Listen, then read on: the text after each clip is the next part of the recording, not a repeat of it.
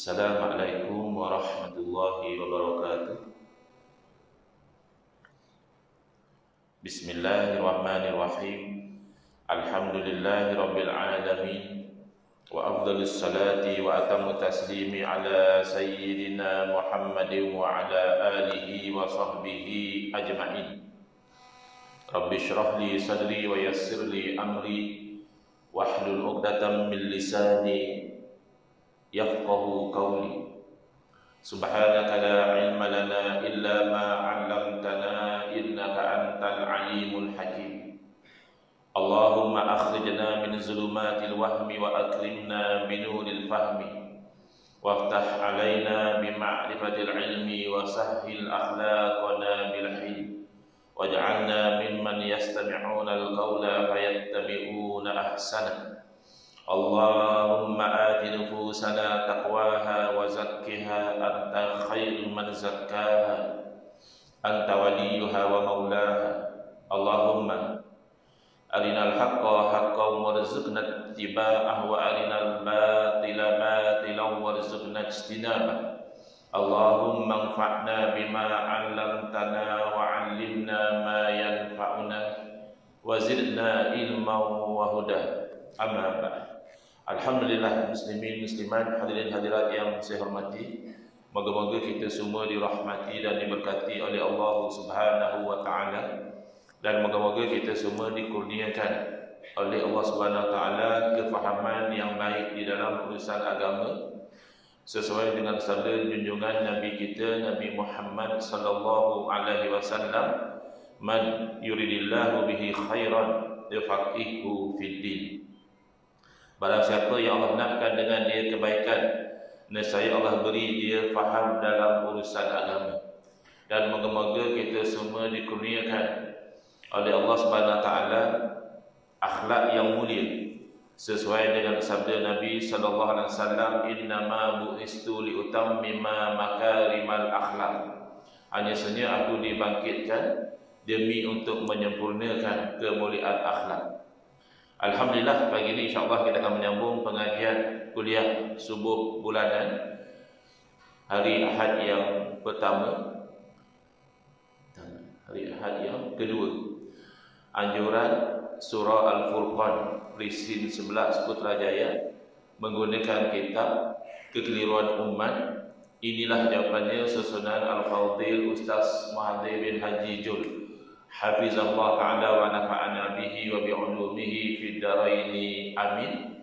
Kita akan masuk ke bab yang kedua. Alhamdulillah, dalam kuliah-kuliah yang lalu kita telah selesai menghuraikan bab yang pertama, iaitu berkaitan tentang isu bid'ah yang kerap kali menimbulkan kekeliruan, bahkan perbalahan serta perpecahan di kalangan umat Islam. Bab yang kedua ini, walaupun bab yang baru, masih ada kaitan yang sangat rapat dengan bab yang pertama. Bab yang kedua tajuknya At-Tarku. At-Tarku perkataan bahasa Arab daripada taroka yatruku, yang bererti meninggalkan. Sebab itu disebut juga harta pusaka yang ditinggalkan oleh si mati dipanggil tarikat, sesuatu yang ditinggalkan. Tapi At-Tarku dalam konteks yang kita akan bincangkan dalam kuliah ini adalah merujuk kepada perbuatan-perbuatan yang ditinggalkan oleh Nabi sallallahu alaihi wasallam, yakni Nabi tak buat. Kenapa Ustaz Mahathir masukkan dalam kitab ini? Kerana nak meleraikan kekeliruan yang disebarkan oleh segolongan saudara-saudara seagama kita yang mendakwa tak boleh buat satu perkara alasan Nabi tak buat. Contohnya inilah di bulan Rabiul Awal ni, banyak masjid surau mengadakan sambutan Maulidul Rasul sallallahu alaihi wasallam, diadakan ceramah, diadakan jamuan, diadakan majlis selawat, diadakan qasidah. Ada setengah masjid surau diadakan pertandingan mewarnalah untuk kanak-kanak, pertandingan azanlah untuk kanak-kanak dan sebagainya. Jadi semua perkara ini dilarang oleh golongan ini. Bila kita tanya kenapa, alasannya Nabi tak buat. Mana ada Nabi sebut maulid? Laukana khairan la sabaquna ilaihi. Kalau dah sabut maulid ni bagus, tentulah para sahabat dah buat. Tak pun tabi'in tabi'in tak ada pun mereka buat. Jadi ini menunjukkan bahawa ini tak bagus. Sebab itulah generasi awal dahulu tak buat sambutan maulid. Jadi ini adalah kekeliruan. Melarang sesuatu perbuatan, jangankan perbuatan yang sahabat, tabi'in tidak buat. Bahkan perbuatan yang Nabi SAW sendiri tidak buat, lalu dilarang semata-mata kerana alasan itu bercanggah dengan Al-Quran, bercanggah dengan sunnah Nabi SAW, dan bercanggah dengan ilmu yang dipegang oleh sekian para alim ulama, namanya ilmu usul fiqh. Jadi tiga perkara ini dilanggar oleh golongan yang merasakan diri mereka lah yang terpaling sunnah. Mereka lah ustaz sunnah. Ustaz lain ustaz bid'ah. Pengajian mereka lah pengajian sunnah, pengajian orang lain pengajian bid'ah. Bahkan perkampungan mereka lah perkampungan sunnah, seolah-olah perkampungan orang lain itu adalah perkampungan bid'ah. Tidak demikian dari segi suluhan ilmu, tidak demikian. Pertama, kenapa kita katakan melarang sesuatu perbuatan semata-mata kerana ianya tidak dilakukan oleh Nabi SAW itu adalah satu kekeliruan, kerana ia bercanggah dengan ayat suci Al-Quran. Dalam surah Al-Hasyr ayat 7 Allah Ta'ala berfirman, "Wa ma atakumur rasulu fakhuzuhu wa ma nahakum anhu fantahu." Kalau tuan-tuan yang ada kitab, dulu tidak ada kitab kerana sudah habis dalam pasaran, tapi penerbit iaitu syarikat galeri ilmu telah keluarkan cetakan baru yang saya guna ni cetakan lama warna oranye, yang cetakan baru ni warna hijau. Dah boleh didapati di pasaran, cuma ada beza muka surat.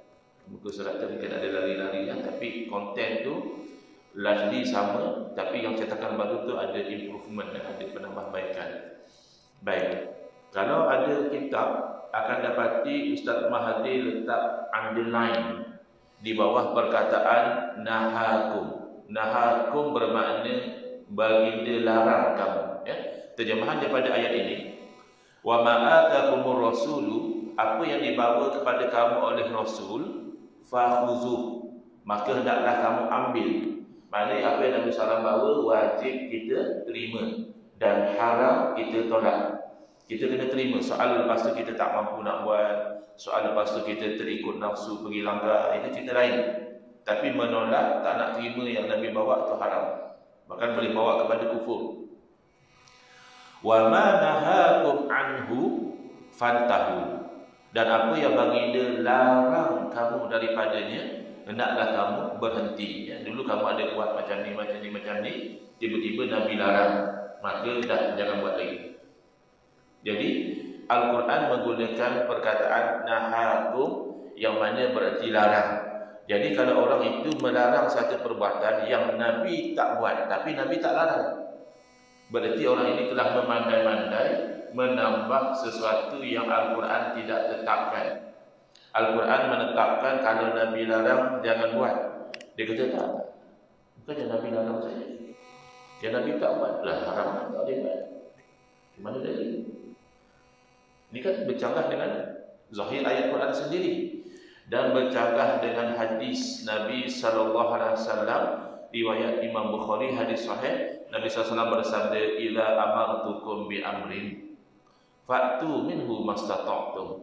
Apabila aku telah memerintahkan kamu dengan satu arahan, sesuatu suruhan, maka lakukanlah apa yang diperintahkan itu semampu kamu.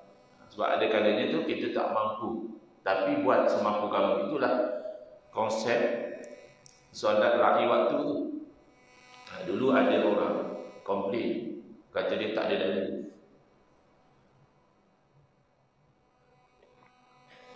Sebahagian daripada orang yang rajin kata tak ada dalil ni, bukan tak ada dalil, dia tak pandai faham dalil. Dia tak faham macam mana cara ulama menetapkan satu hukum. Solat ra'i waktu biasanya berlaku dalam keadaan orang tu faqidu at-tahuraini. Dia tidak dapat dua penyuci. Dia nak berwuduk, nak cuci daripada hadas, air tak ada, nak tayamum, debu tak ada. Lalu dia usaha, tengok waktu dah sempit. Kalau dia tak solat, dia habis waktu. Lalu ketika itu ulama mengatakan dia solat. Setelah itu, kalau lepas itu dia sudah boleh bersuci, maka solat yang dia buat tadi dia qada.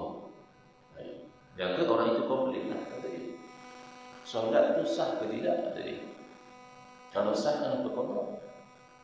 Kalau tak sah kenapa buat sisi? Itu yang kamu tak faham. Ulama melihat sesuatu itu, dalil itu bukan direct, mesti direct. Kalau kamu tak ada air dan kamu solat, maksud kamu kena kotor, tak ada. Tetapi melihat kepada hadis ini, apabila aku perintahkan kamu dengan satu perintah, lakukanlah semampu kamu. Jadi pada masa itu dia nak solat dalam keadaan suci, tak mampu. Bukan sahaja tak mampu, solat dalam waktu masih mampu. Ada sikit lagi balance ni. Kalau dia tak buat, kira dia tinggalkan arahan hadis ni. Hadis dia kata buat semampu kamu. Dia masih mampu solat dalam waktu. Yang dia tak mampu hanya solat dalam keadaan bersuci. Maka beramal dengan hadis ini, ketika itu dia solat. Cuma nama solat ra'i waktu tu, itu penamaan saja. Kalau nak cari dalam hadis, Nabi SAW bersabda, naklah kamu solat untuk meraihkan waktu. Tak ada kan? Tapi inilah hadisnya. Apabila aku perintahkan kamu dengan satu perintah, lakukan semampu kamu. Kamu masih mampu solat dalam waktu, solat. Habis itu dah solat, kenapa kena qada? Kerana beramal dengan dalil yang lain. Bahawa kunci kepada solat itu adalah taharah. Kalau tidak ada taharah, solat tidak sah. Sebab itu kena qada. Dah tak sah, kenapa buat? Sebab Nabi kata buat semampu kamu. Dan itu ulama bila keluarkan satu ketetapan, mereka sebenarnya telah mengkaji berbagai macam dalil. Tapi datang orang-orang jahil ke belakangan ini, merasakan mereka sudah alim melebihi daripada ulama mujtahid, macam-macam mereka komplain. Itu tak betul, ini tak ada dalil, ini kita begini. Baik. Yang relevan dengan tajuk kita, the second part of the hadis. Wa idza nahaitukum an syai'in fajtanibuh. Dan apabila aku telah melarang kamu daripada sesuatu, maka hendaklah kamu jauhi perkara yang dilarang itu. Jadi sama seperti ayat Al-Quran, Nabi SAW juga menggunakan kalimah nahan. Idza nahaitukum, apabila aku telah melarang kamu. Nabi tidak bersabda idza lam af'al syai'an fajtanibuh, apabila aku tak buat satu perkara, maka hendaklah kamu jauhi perkara itu. Tak. Aku yang benar. Jadi jangan memandai-mandai. Oh, bukannya Nabi larang saja, Nabi tak buat dah haram. Kemana jadi? Bahkan kaedah di dalam memahami hukum adalah pertama, at-tarku la yantaju hukman. Semata-mata kita itu Nabi SAW itu meninggalkan sesuatu perbuatan belum menatijahkan hukum lagi. Nabi tak buat tu, kita belum dapat keluarkan hukum. Paling-paling kita boleh faham benda itu boleh tinggal. Bukti Nabi tinggal. Tapi adakah haram? Adakah sunat? Itu kena tengok kepada dalil lain. Memang ada perbuatan-perbuatan yang Nabi tak buat dan hukumnya adalah haram. Ya? Contohnya minum arak. Simple. Nabi SAW tak pernah minum arak. Dan memang minum arak haram. Itu kata kalau Nabi tak buat tak mesti haram. Tak mesti haram, tapi boleh jadi haram. Tapi haramnya minum arak bukan diistimbat daripada Nabi SAW tak minum. Tapi haramnya minum arak itu diistimbat daripada dalil-dalil yang lain. Sebagai contoh, innamal khamru wal maisiru wal ansabu wal azlamu rijsum min amali syaitan fajtanibuh. Ada dua indikasi di situ. Sesungguhnya arak, berjudi, bertenung nasib dan juga berhala, itu semua perbuatan yang kotor daripada perbuatan syaitan. Itu satu indikasi. Kenapa dalam TikTok saya ni ada gambar orang lain, saya silakan. Ada gambar dia jaga buat aspek tambah sebenarnya. Ya. Baik, jadi haram minum arak tadi, pertama adalah diberitahu perbuatan yang kotor daripada perbuatan syaitan, itu sudah satu indikasi haram. Yang kedua lebih jelas daripada itu, fajtanibu, hendaklah kamu jauhi akan dia. Sudah ada dua indikasi, maka tidak ada ragu-ragu bahawa minum arak itu adalah haram. Bukan kerana Nabi SAW tidak minum arak. Dan ada kaedah yang hampir sama, at-tarku la yaqtadi at-tahrim. Semata-mata Nabi SAW meninggalkan satu perbuatan tidak memastikan keharaman perbuatan tersebut. Jadi orang yang kata jangan buat, kita tanya kenapa, jawapannya adalah kerana Nabi tak buat. Itu namanya sembang kedai kopi saja. Itu bukan sembang ilmiah. Tapi yang bercakap tak ada PhD Ustaz, ialah PhD pun bukan semua dia faham. Dia mahirlah bab yang dia buat research tu. Bab dalam tesis tu mungkin dia expert lah. Tapi ada kalanya PhD pun gagal faham juga. Bahkan kadang-kadang bila ada PhD itu setengah orang kata lah, ada PhD yang kesian dulu. Permanent damage. Kadang-kadang dah rasa satu macam, dah rasa macam dah tahu semua perkara, nanti bahaya. Tapi alhamdulillah ramai je yang ada PhD tapi very humble, very practical, very realistic, that you know so much but you don't know so many other things. Jadi kena terbuka kepada penerangan daripada para ahli ulama. Ya.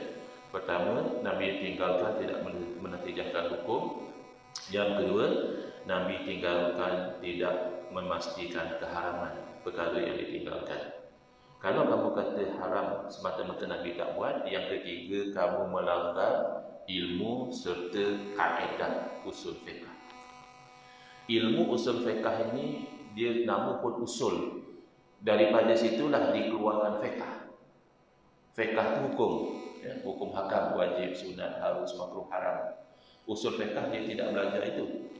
Dia belajar hukum diambil daripada sumber mana. Sebab hukum dia ada sumber dia. Mimpi bukan sumber hukum. Kadang-kadang orang perli, geng-geng ada senam jamaah ni, jadikan mimpi itu syekh dia sebagai dalil. Ini kan mahal. Buka kitab usul fiqh. Maksud dia syariah dia lebih kurang dalam 11, 12, 13, 14. Tidak ada di situ yang namanya ahlam, mimpi. Tak ada. Habis itu yang syekh cerita mimpi-mimpi, syekh kita mimpi macam ni, guru kami mimpi macam ni. Zaman Nabi pun sahabat cerita. Asal mimpi cerita pada Nabi. Ya Rasulullah semalam saya mimpi macam ni. Ada kalanya Nabi tafsirkan mimpinya. Ada kalanya Nabi cerita mimpi Nabi. Sahabat tanya, Rasulullah faham macam mana? Apa maksud tu? Nampak Sayyidina Umar pakai baju panjang tu lebih pada orang lain. Apa yang Nabi faham? Saya faham itu maksudnya ilmu. Sayyidina Umar tu ada ilmu yang lebih berbanding dengan orang lain. Jadi cerita-cerita mimpi ini bukan sumber hukum, tapi boleh jadi panduan kalau termasuk dalam ar-ru'ya as-salihah, mimpi yang baik. Nabi SAW memberitahu kepada kita sudah tidak tersisa dari wahyu. Kenapa? Kerana para Nabi sudah tidak ada. Nabi SAW adalah khatam Nabiyin ataupun Anbiya wal Mursalin. Penutupnya adalah Nabi SAW. Jadi tak ada wahyu dah. Illal mubasyiran. Kecuali yang ada pun adalah mubasyiran. Dari segi bahasa mubasyiran ni perkara-perkara yang mendatangkan kegembiraan. Lalu sahabat tanya, apa dia mubasyiran? Nabi SAW menerangkan ar-ru'ya as-salihah, mimpi yang elok, mimpi jumpa Nabi SAW, mimpi misalnya sembahyang depan Kaabah dan sebagainya. Ini hanya panduan. Misalnya dalam mimpi itu Nabi SAW kata kamu banyak istighfar. Itu panduan, kita pun banyak istighfar. Istighfar dah tahu dah hukum dia. Macam orang yang istikharah lah, dia nak kahwin tapi ada sikit masalah. Kenapa? Calon ada dua. Nak kahwin dua-dua sekaligus tak dibuat. Jadi nak pilih satu. Akhirnya dia istikharah dalam mimpi. Dia lihat dia dengan salah seorang daripada perempuan itu misalnya berada di satu tempat yang indah, berpegangan tangan. Wah, kata ini indikasi lah, saya akan pilih perempuan ini. Itu bukan hukum, itu bukan dalil hukum, itu hanya panduan. Hukum berkahwin dah jelas. Baik. Jadi sumber hukum dalam syarak yang famous yang boleh kata disepakati ada 4: Al-Quran, As-Sunnah, Al-Ijma' dan Al-Qiyas. Itu bab ke-6 nanti kita akan lebih berdetail sumber-sumber hukum ini. Baik. Jadi kalau orang tu kata Nabi tak buat, kita tak boleh buat, seolah-olah sumber hukum hanya perbuatan Nabi.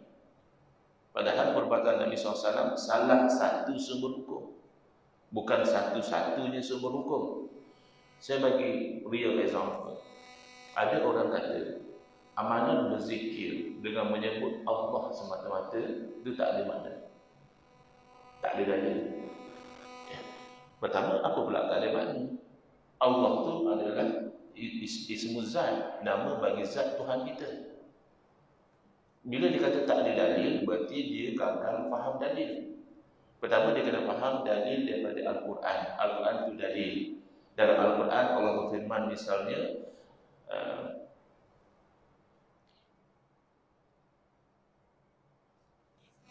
wadhkurullaha zikran katsiran. Hendaklah kamu sebut Allah dengan sebutan yang banyak. Kamu nak dalil apa lagi? Ayat itu suruh kita sebut Allah banyak. Dia tak sama. Ada orang dia nak kias Allah ni dengan manusia. Ya, seseorang datang tahu daripada Arab Saudi. Tahun bila saya tak ingat. 2000 lebih lah. Punya jauh datang nak cerita pertama jangan usalli. Usalli itu bid'ah kata dia. Memang bid'ah. Memang Nabi tak buat. Tapi Nabi tak buat bukan berarti hak. Kenapa ulama kata sunat? Kerana ada kias. Kias sumber hukum. Yang kedua kata dia tak boleh zikir Allah. Kenapa? Dia kata cuba buat fikir. Masa tu Tuan Mahathir jadi PM. Amalah kan PM kali pertama dulu, bukan PM kali kedua. Tuan Mahathir jadi PM kali yang pertama. Dia kata kalau kita pergi kat Mahathir, lepas tu kita sebut Mahathir, Mahathir, Mahathir, Mahathir. Lah Mahathir.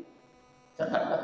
Ya, Datuk Seri, masa tu Datuk Seri, Dr. Mahathir, saya nak ni, ya, boleh bagi saya projek. Cakap. Takkan kamu pergi jumpa Mahathir, marahlah dia.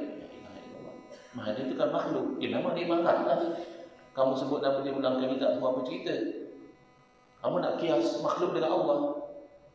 Allah tu suka kalau namanya disebut ulang kali. Sebab tu dia suruh wadhkurullaha zikran katsiran wadhkur isma rabbika bukratan wa asila. Sebutlah nama Tuhanmu pagi dan petang. Nama Tuhan kita apa? Ya Allah. Ini gagal faham. Seolah-olah Quran bukan dalil. Kemudian ini bayangannya. Sumber hukum katakan yang sepakat ni ada 4. Berarti highway ada 4 lorong. Dengan perangai Nabi tak buat, tak boleh buat ni, seolah-olah lorong Al-Quran ditutup. Ini yang jadi jam agama ni. Bila tutup jalan, asalnya jalan luas, dia pergi tutup. Kemudian dia tak perasan ijma', atau dia tidak hirau ijma'.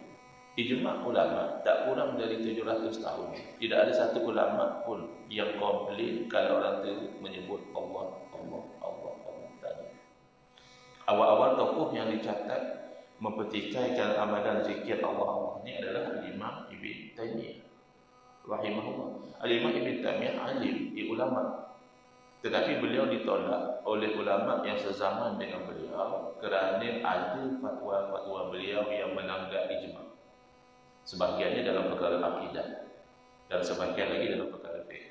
Salah satunya yang ini. Ulama lain tak ada komplain.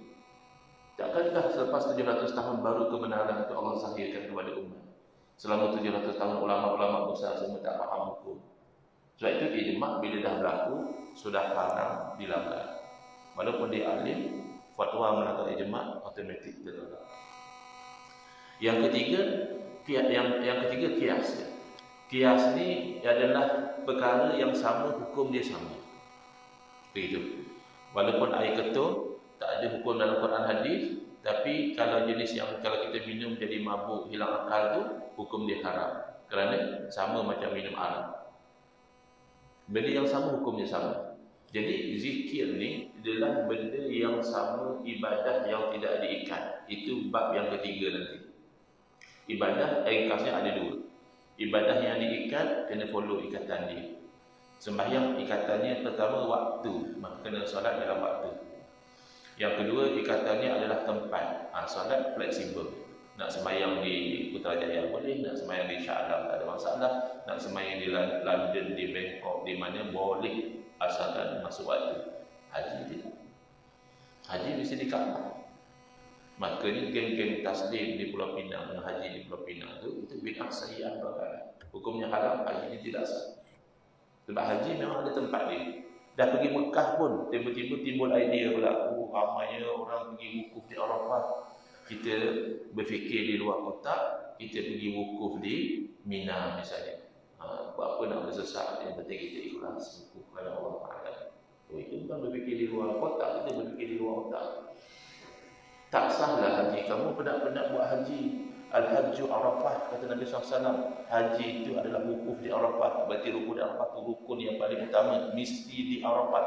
Tak boleh wukuf di tempat lain. Itu tempat. Ada yang dekat dengan bilangan, ada yang dekat dengan itu. Itu bab yang ketiga lagi. Tetapi zikir, ia ibadah yang tidak diikat. Nak zikir bila, umumnya tidak ditetapkan. Nak zikir banyak mana, dia terpulang ikut kemampuan. Jangan overdose. Tak salah zikir banyak, tapi yang salah kalau kita tu tak mampu lebih daripada kemampuan. Itu orang kata gila isim. Isim tu asalnya nama. Sebab tu orang nak berzikir ni biasa dia cari guru, supaya guru tu tahu. Macam doktor lah. Kalau kita beli obat sendiri, makan sendiri, aku nak cepat baik, makan lebih pada dosage yang bahaya. Doktor akan beritahu kamu makan ni berapa biji lepas makan, sebelum makan dan sebagainya. Jadi begitu juga guru-guru mursyid ni. Dia tengok hamba Allah ni baru seminggu belajar sebenarnya. Takkan nak suruh zikir 5,000, terbakar dah habis hamba Allah tu. Dia baru nak sembahyang. Jadi biasanya tok guru yang alim dia tengok, kamu banyakkan istighfar. Berapa kali kamu guru? Sehari 100 ke? Macam tu. So dah elok mungkin dia suruh tambah lagi, Tapi secara umum zikir tidak diikat dengan bilangan dan tidak diikat dengan lafaz tertentu. Kalau ada yang disebut lafaz tertentu, kita rapikan. Misalnya lepas salat subuh, salat maghrib, la ilaha illallah wahdahu la syarikalah lahul mulku wa lahul hamdu yuhyi wa yumiitu wa huwa ala kulli syai'in qadir 10 kali. Kita usahakan sebab Nabi sebut ada fadilat ni. Sembahyang subuh, sembahyang maghrib juga. Allahumma ajirni minan nar berapa kali? 7 kali. Sebut lepas sembahyang subuh meninggal waktu siang tak masuk neraka. Sebut lepas sembahyang maghrib meninggal waktu malam tak masuk neraka. Itu kita raihkan.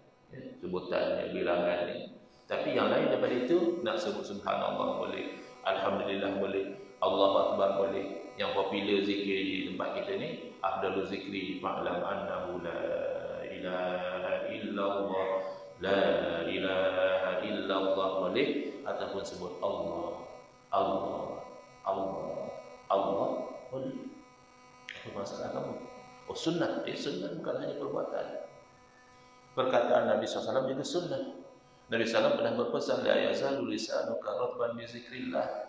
Tak putus-putus lidah kamu basah menyebut Allah. Nak dari apa lagi? Quran, sunnah, ijma', qiyas, semuanya menunjuk kepada masyru'iyyah, bahawa disyariatkan kita itu menyebut Allah banyak-banyak. Adakah kamu menyatakan kamu seorang yang pandai? Saya ada PhD lah. PhD kamu lah. Tidak berarti orang lain tidak tahu hukum.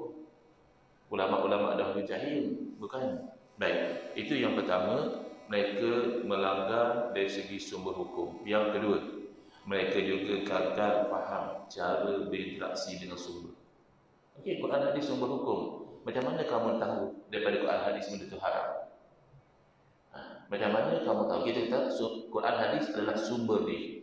Kamu nak keluarkan haram dari Quran hadis itu macam mana cara? Kadang tak ada jawabnya. Hanya pakai Nabi tak buat tak boleh buat. Kaedah mana? Nak tahu kata haram sekurang-kurangnya 3. Pertama, ada siratun nahyi, ada uslub melarang, ada la nahi. La adalah nafi, maksudnya bukan. La adalah nahi, maksudnya jangan. Kalau ada la nahi, menunjukkan haram. Contoh, Allah berfirman, wala taqrabuz zina, dan jangan kamu menghampiri zina. Maka menghampiri zina saja sudah haram. Berzina itu memang haram. Menghampiri, sebab tu ada tangkapan khabar. Ada pula orang zaman moden kata, oh itu mengganggu privasi, dia berkhalwat senyap-senyap. Orang sedap kan, senyap-senyap kan, yang kacau apa. Jadi bukan bahasa senyap-senyap, masalahnya benda itu sampai kepada pemerintah. Pemerintah kena mencegah kemungkaran dan mereka ada kuasa. Maka cegah kemungkaran dari pemerintah itu dengan tindakan. Kenapa anda tahu kata menghampiri zina haram? Kerana ada perkataan lah, jangan. Atau yang kedua, ada siratul tahrim, ada disebut haram. Contohnya dalam Al-Quran Allah berfirman, innama harrama alaikumul maitah, hanya saja Allah Ta'ala mengharamkan ke atas kamu bangkai, yakni haram makan bangkai. Bangkai di sini bukan berarti bangkai yang tergolek di jalan, busuk macam tu, siapa nak makan. Bangkai dia sembelih secara syar'i. Ayam tu dia pakai katak gitu je, tapi dia masak sedap kan. Ayam masak dengan ke ayam paprik ke, kita nak makan, dia beritahu ayam ni tak disembelih. Oh haram. Mana tahu haram ni? Haram. Dah sebut kata haram. Itu yang kedua. Yang ketiga, zammul fi'li, dikeji perbuatan tersebut. Misalnya dalam hadis Nabi sallallahu alaihi wasallam bersabda, man ghasya falaisa minna. Barang siapa yang menipu maka dia bukan dari golongan kami. Nabi tak kata jangan menipu. Nabi tak kata menipu tu haram, tapi bukan daripada golongan kami, itu adalah satu bentuk kejian. Maka dipahami daripada hadis tersebut bahawa menipu adalah haram. Timbul persoalan. Habis persoalan ni kita stop. Dan surau ni biasanya kalau dah stop pada breakfast, insyaAllah. Soalan, habis kalau tak haram kenapa Nabi tak buat? Banyak kemungkinan. Kemungkinan yang pertama, sebab Nabi tak suka buat. Bukan sebab apa. Contohnya, dihidangkan kepada Nabi SAW satu hidangan. Bila Nabi SAW nak makan hidangan tersebut, diberitahu bahawa itu adalah daging dhab. Bila diberitahu daging dhab, Nabi SAW tak jadi makan. Orang sini, orang Persia 11 tahu dhab apa itu. Tak tahu. Kadang-kadang tak tahu dhab apa. Banyak orang kata biawak lah, sebab ada iras-iras, tapi tak sama. Saya pernah lihat dhab masa saya belajar di Jordan. Ada kawan buat balik dhab dari Mesir ya. Memanglah ada sikit bentuk dia macam biawak, tapi dia lagi comel. Kepala dia tu agak bulat. Kemudian yang ketara beza dia dengan biawak adalah lidah dia sekeping, macam lidah manusia. Kalau biawak, lidah dia bercabang. Ada orang kata orang politik dia dah bercabang juga, wallahualam, saya tak biasa cek. Tapi kalau biawak, saya tengok memang lidah bercabang, dhab lidah dia sekeping. Dhab itulah yang dihidang kepada Nabi SAW. Bila diberitahu daging dhab, Nabi terus tak jadi makan. Tak nak makan. Sepintas lalu sepertinya haram. Sebab dah nak makan, tak jadi makan. Tapi tak haram, mana tahu pula. Sebab ada sahabat Nabi, Sayyidina Khalid Al-Walid radhiyallahu anhu, minta, kalau Rasulullah tak nak bagi kat saya lah, Rasulullah bagi. Takkan Rasulullah bagi sahabat makan benda haram. Habis Nabi tak makan, kenapa? Jawapannya kerana tak lagi, tak biasa. Kita tak biasa, dia kadang tak ada selera. Orang kata sedap, makan dari anak sedap, lagi sedap pada dari ayam. Ish, dia kata pergi nak kucing lah. Bukan masalah dengan anak haram, masalahnya dia tak biasa. Yang kedua mungkin kerana Nabi SAW lupa. Lupa ini harus berlaku kepada para Nabi. Kita belajar satu sifat yang harus pada Nabi adalah bersifat dengan sifat kemanusiaan yang tidak menjatuhkan darajat seorang Nabi. Lupa, sakit, penat, mengantuk, itu boleh berlaku kepada para Nabi. Tapi jangan ingat lupa Nabi macam lupa kita. Kita lupa dalam solat ni pasal ingat macam-macam. Ingat nak habis nak submit proposal lah, nak projek, nak itu, nak ini, kita pun lupa. Berapa rakaat dah sebenarnya. Selain ada imam, tahu dekat kita nak bagi salam bila. Yang seorang bila nak bagi salam ni asyik lupa berapa rakaat. Nabi SAW lupa kerana asyik dengan zikrullah. Asyik hadir hati ingat pada Allah Ta'ala. Lalu Nabi SAW meninggalkan 2 rakaat terakhir solat asar. Solat asar kan 4 rakaat. Tapi 2 yang terakhir tu Nabi tinggalkan. 2 rakaat terus Nabi bagi salam.